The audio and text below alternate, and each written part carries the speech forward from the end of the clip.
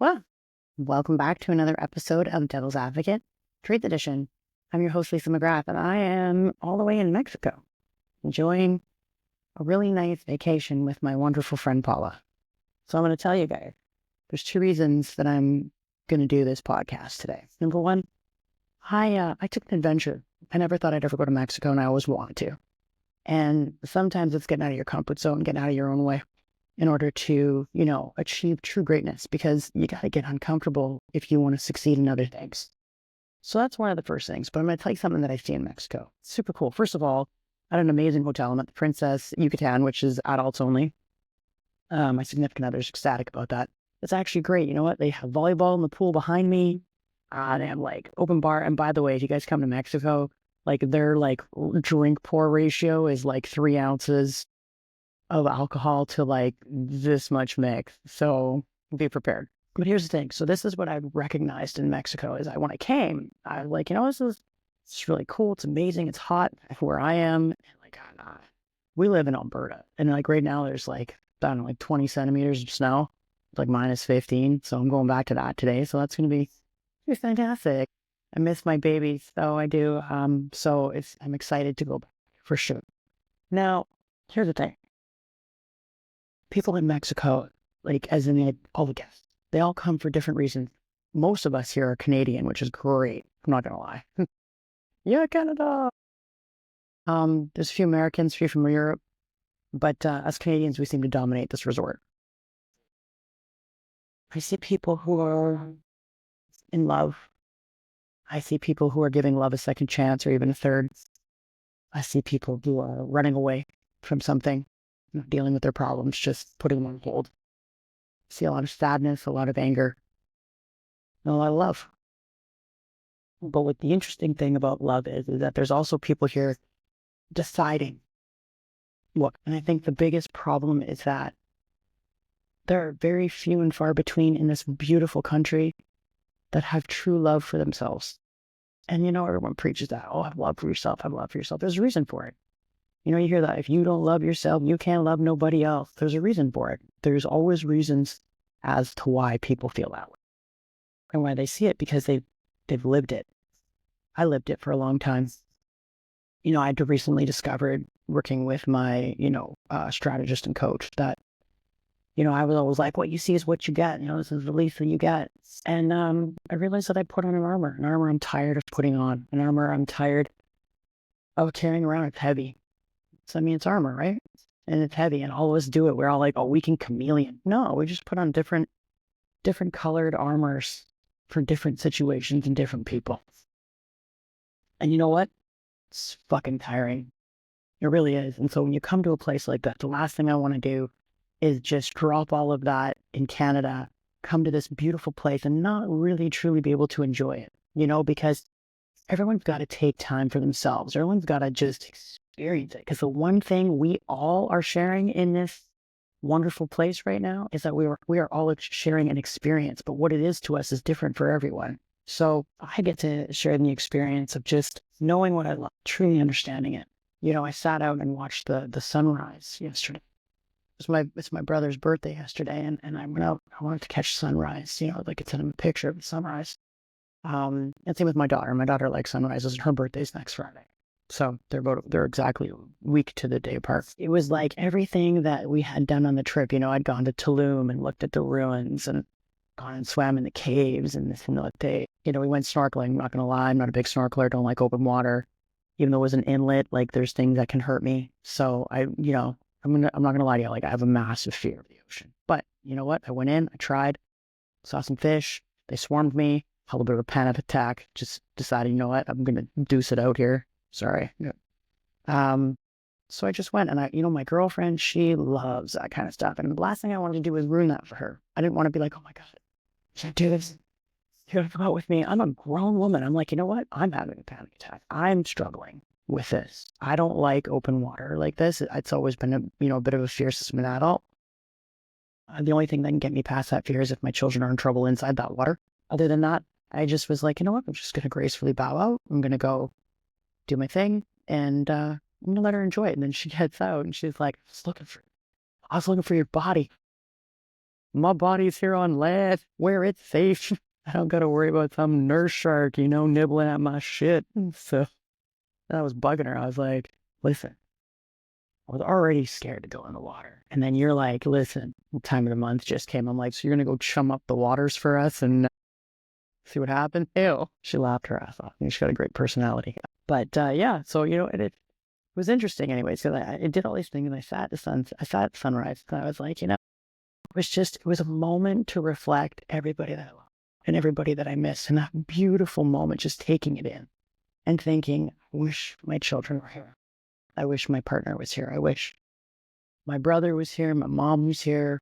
My sissy, well, she's my sister-in-law, but still my sissy. And my nephew.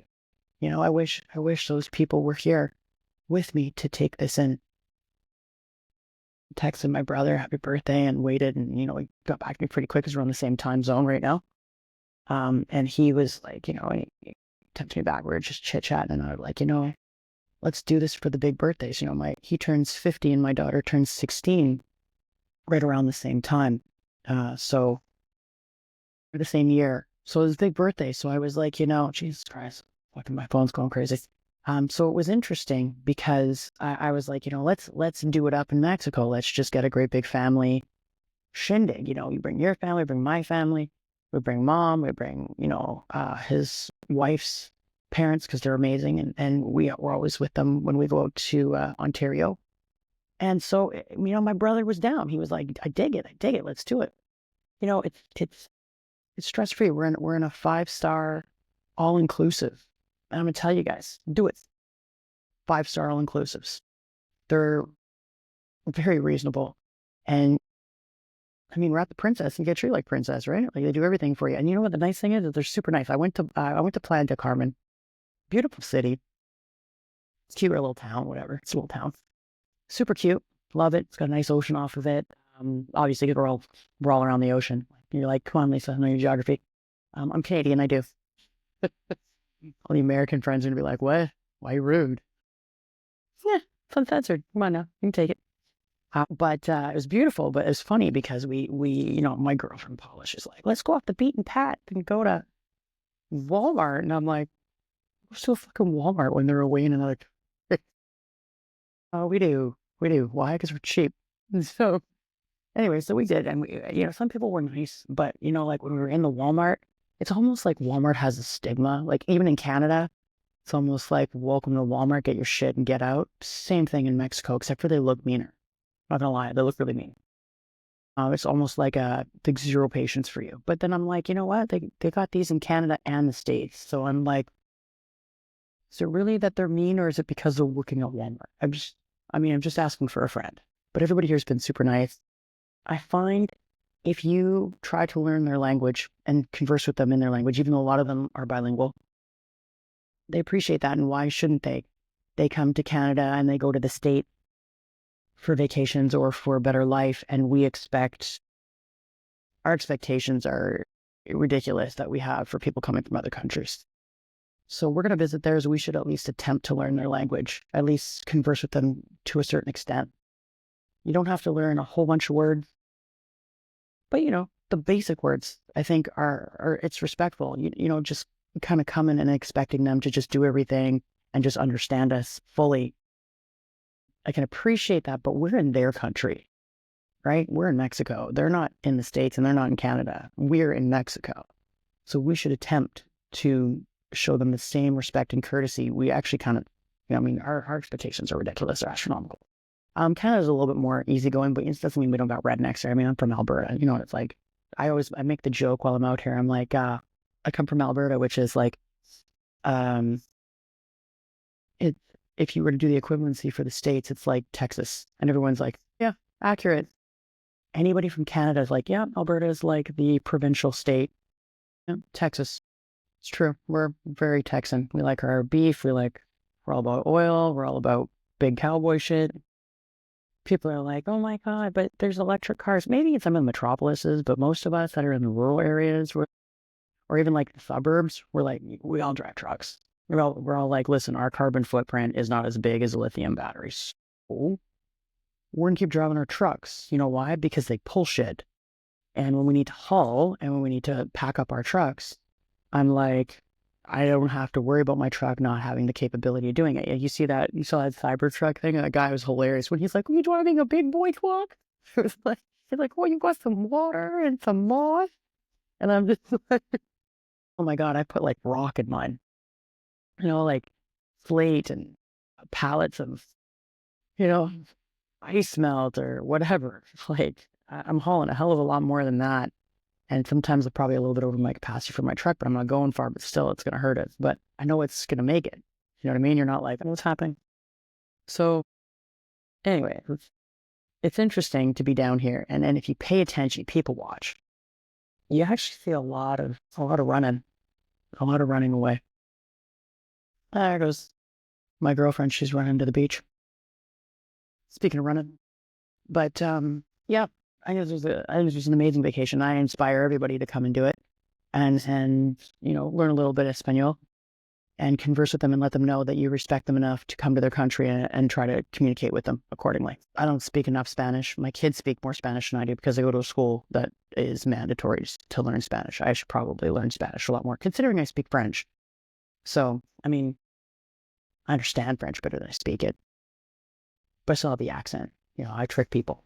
But yeah, that was it's kind of the thing, right? When you come out on vacations, you got to ask yourself why you're here. Why are you on vacation? Are you on vacation because you need a getaway? Excuse me, because you need to relax? Oh, by the way, the coffee's delicious here. It's Mexico, duh. What's your reason? Because people are either running away or running to something. I'm running to a different version of me. Some people are running away from the version there, but I'm running towards it. I've got a momentum that's almost kind of terrifying. I got this momentum where I'm just like, we're going to go. It's go time. Like, let's change Lisa for a happier Lisa, for a less armored Lisa. I wouldn't say fun loving because I think I'm pretty fun loving, but you know how you got those people that just they consistently have like a shit face on? Yeah. I do try to smile more. I do find myself smiling more. I didn't come to Mexico to find my smile.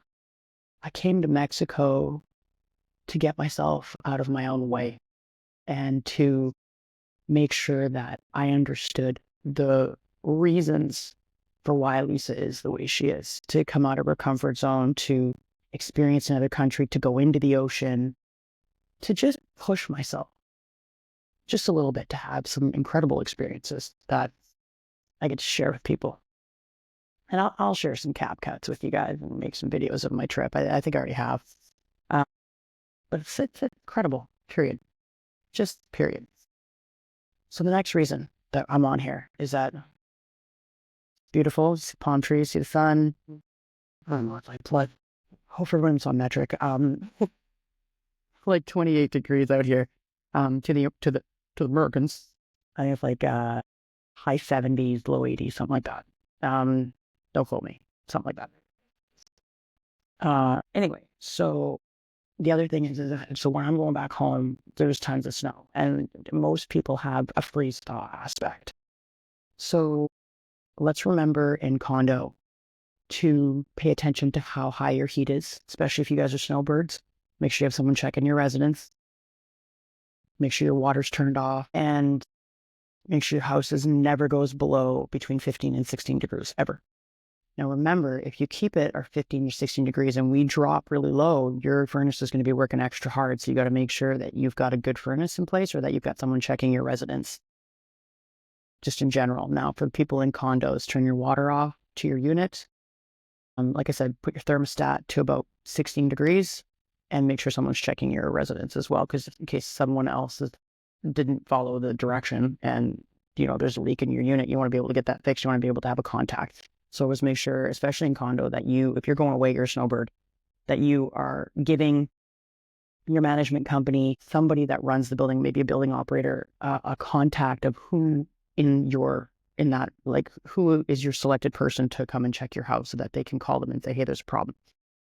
Because what are you going to do from wherever? What are you going to do from Phoenix? What are you going to do from Mexico? What are you going to do from, whatever? Like, what are you going to do? You're going to be like, great, call an insurance company. But there's ways to minimize your costs because then they're going to have to get a locksmith, come through your door, blah, blah, blah, blah, blah. So if we can avoid that, that'd be great. But the biggest thing I'm going to tell you is when we get those little influxes of nice weather, you can't leave your home with the windows open, with the doors open, with anything open, bringing in fresh air. You can't. You got to stay there 10 minutes. If you open up your home to have a perfect ventilation aspect, so you've got one window on one side and one window on the other side, or a door, and you create that cross breeze, you only need it for 5-10 minutes, and then you can close everything down, everything's aired out. I'm always going to encourage people to do that. Never leave your home with anything open, because most of us in Alberta know that, like, it's not a lie when people are like, you can't do spring, summer, and winter all in one week. I'm like, Alberta is like, I'll show you one day, here, hold my beer, and it's legit.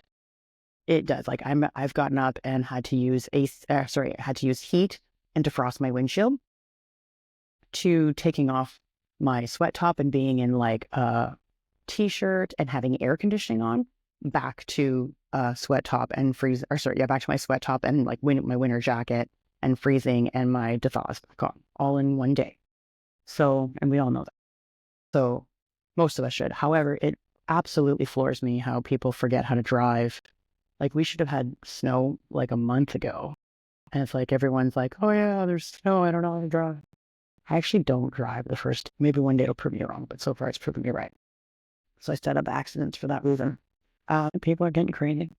So that's my biggest concern, is just now with the snow coming down. Make sure you guys are clearing your pathways, or having your snow removal companies clear your pathways. Have bins of gravel everywhere so you guys can help yourselves get that grip in case those freeze thaws happen, and understand your grading issues. Look where the pooling's happening on your site. Make sure you take pictures of the location of where it's pooling, so that maybe we can look at that grading issue with your property manager. When I say we, I mean as in you guys. But those are things that I always want to make sure people know. If you guys ever have any questions in regards to things like that, please don't hesitate to reach out to me directly. You can reach me at lisa@lpmenterprises.net. And I can even throw it up on the podcast here, and I'll give you guys some tips and tricks on how to make sure you keep everything secured. But I'm going to run away because it's my last day, and I want to maybe jump in the pool. Like I said, make sure when you go find yourself, it's for all the right reasons. So thanks for tuning in, and we'll catch you on the next episode.